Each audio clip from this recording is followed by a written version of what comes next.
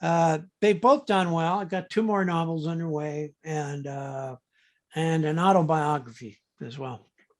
Wow. So when's that due? I don't know. I'm having problems with the autobiography. It's boring the hell out of me. So I'm been there, done that, you know.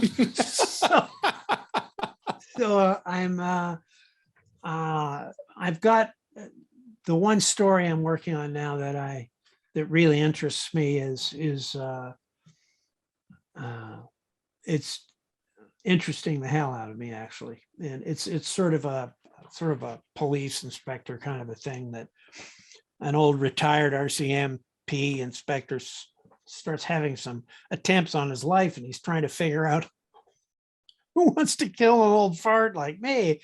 And you know, the rationale is he's got to go through his lexicon of his Rolodex of everybody. Yeah. So that's sort of the nature of that story, and it's I'm having great fun with it. So we'll see where it goes. So you're enjoying that process a lot then? I am. I feel very disenfranchised with the music business, even though I still love recording. I remember, geez, it had to be about 15 years ago. Somebody said, hey, to Gordon Lightfoot, hey, Gordon, you going to do another album? He said, why? Nobody will play it. And we were spoiled when we came up, you know. That era I came through, my entire album got played on Chum FM when it, the Glider album, when it was released. And the single, you know, was played all like right out of the box.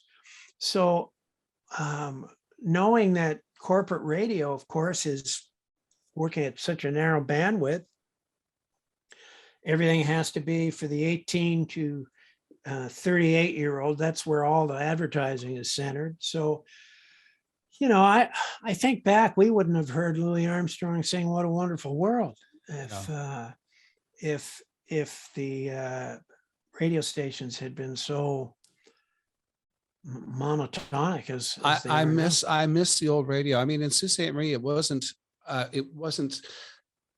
odd to hear Led Zeppelin followed by the Carpenters, followed by, you know, Tommy Hunter almost on the same station. Sinatra, and then the Stones. Yeah, it was.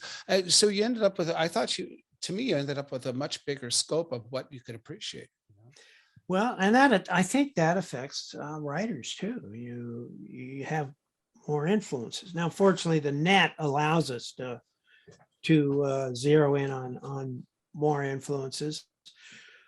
But when you can't make a living at it, and you know, Spotify, what is it, 0.000001 cent for every million listens? Yeah. They fix you up on that by saying, oh, but it's a 360 deal. Oh, great. 360 degrees of nothing. And the record companies own most of Spotify as well. So it's like, oh God, you guys, you know, you sat on your asses while the internet was coming, driving around, flying around in your corporate jets, spent nothing on R&D, and then went, what happened? And then with videos, you made every artist put a video out that they had to pay for out of their percentile. And you gave Much Music free programming and MTV free programming. So you basically funded two networks that artists had to pay for. Yeah. And so they seriously debased the value of music in that transaction as well.